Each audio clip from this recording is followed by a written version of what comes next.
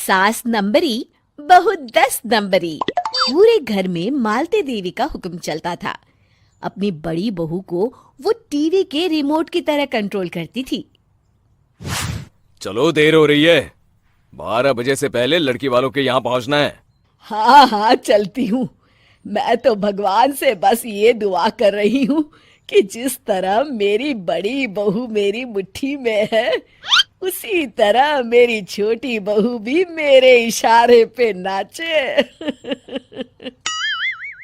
अरे भगवान, भला इस घर में किसकी हिम्मत है जो तुम्हारे खिलाफ जाने की हिमाकत करे। इस तरह मालती देवी अपने छोटे बेटे की भी शादी कर देती हैं। मालती की छोटी बहू फैशन डिजाइनर का कोर्स करके आई थी। उसका सपना था कि शादी के बाद वो अपना खुद का बुटीक खोले। एक दिन, क्या बात है छोटी, तू तो एक से बढ़कर एक डिजाइन बना लेती है। इसमें कौन सी बड़ी बात है दीदी? आप चाहे तो मैं आपको भी सिखा सकती हूँ। हाँ, फिर हम दोनों मिलकर एक बुटीक खोल लेंगे। लेकिन दीदी, उसके लिए तो बहुत पैसे लगेंगे। हाँ तो क्या हुआ, पैसे माँ जी से ले लेंगे। हाँ हाँ, मेरे पास तो पैसों का पेड़ है ना, तोड़ के तुम दोनों को दे दूंगी। मेरी एक बात अच्छी तरह समझ लो, मैं तुम दोनों को एक ढेला भी नहीं देने वाली। बड़ी आई बुटीक खोलने वाली। ये आप क्या कह रही हैं माँ जी? आप हमारी मदद नहीं करेंगी तो कौन करेगा? अरे अगर बुटीक खोलने का इतना ही शौक है तो अपने माँ बाप से पैसे क्यों नहीं मांग लेती? मेरे पैसों पर क्यों आंख गड़ाए बैठी हो तुम दोनों? इस तरह अपने इरादे स्पष्ट करके मालती देवी वहां से चली जाती है। अरे ये क्या दीदी, माँ जी तो साफ मुकर गई। अब हम क्या करेंगे?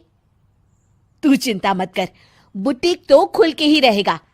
कहते हैं कि घी जब सीधी उंगली से नहीं निकलता तो उसे उंगली टेढ़ी करके निकालना चाहिए। माँ जी अपने आप को समझती क्या है? पूरी सोसाइटी जानती है कि माँ जी ने अपनी सास को घर से निकालकर उनकी दौलत पर कब्जा कर लिया है। हाँ दीदी, अब तो जैसे को तैसा करना पड़ेगा। फिर दोनों बहुएं मिलकर एक साजिश रचती हैं। एक दिन, अरे नालायक, जरा ठीक तरह से पैर दबा, बिल्कुल मजा नहीं आ रहा। खाने पीने में तो कोई कसर नहीं छोड़ती। तभी वहां बड़ी बहू हाथ में एक फॉर्म लेकर आती है। माँ जी, आपके लिए एक खुशखबरी है। सरकार सभी बुजुर्गों को हर महीने 10,000 रुपये पेंशन देने वाली है। अरे ये क्या कह रही है तू? क्या सच में मुझे हर महीने घर बैठे 10,000 रुपये मिलेंगे? हाँ माँ जी, दीदी सच कह रही है। कल टीवी न्यूज में इस बारे में बता रहे थे। बस आप ये फॉर्म पढ़ के इसे भर दीजिए और अपने दस्तखत कर दीजिए। मैं इन्हें ले जाकर जमा करवा देती हूँ। अरे नालायक, बड़ी कामचोर है तू। इस बुढ़ापे में कहा तुम मुझसे फार्म भरवा रही है, खुद ही भर ले। मैं दस्तखत कर देती हूँ। ठीक है माँ जी। फिर बड़ी बहू बड़ी चालाकी से फॉर्म के पन्नों के बीच प्रॉपर्टी के पेपर छिपा कर रख देती है और उन पर मालती देवी के दस्तखत करवा लेती है। कुछ दिनों के बाद मालती देवी अपने पति के साथ 2 दिनों के लिए अपने एक रिश्तेदार के यहाँ जाती है। दूसरी तरफ दोनों बहुएं पूरे घर पर अपना कब्जा कर लेती हैं। मालती देवी जब अपने रिश्तेदार के यहाँ से लौटती हैं, तब अपने कमरे में ताला लगा देख आग बबूला हो जाती है। अरे नालायको, मेरे कमरे में इतना बड़ा ताला किसने लगाया है?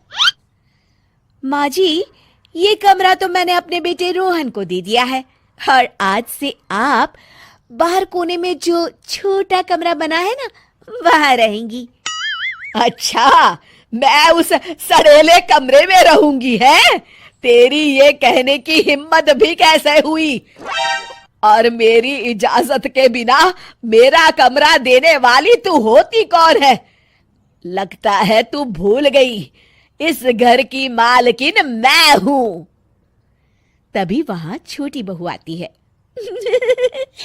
अरे माँ जी, आप इस घर की मालकिन नहीं है। अब इस घर की नई मालकिन हम दोनों बहुएं हैं। ये देखिए, इन प्रॉपर्टी के पेपर पर आप ही के दस्तखत है। अरे भाग्यवान, ये तुमने क्या कर दिया? दस्तखत करने से पहले एक बार ठीक से पढ़ तो लेती। अरे लेकिन मेरी बहुएं मेरे साथ ऐसा कैसे कर सकती है? अरे तो इसमें कौन सी अचरज की बात है? तुमने भी तो अपनी सास को घर से बाहर निकाल दिया था। टूटा फूटा ही सही, शुक्र करो कि इन दोनों ने कम से कम हमें रहने के लिए कमरा तो दिया। तुमने तो अपनी सास को वो भी नहीं दिया था। आज समझ में आया, जैसी करनी वैसी भरनी। चलो अपना सामान उठाओ और चलते हैं।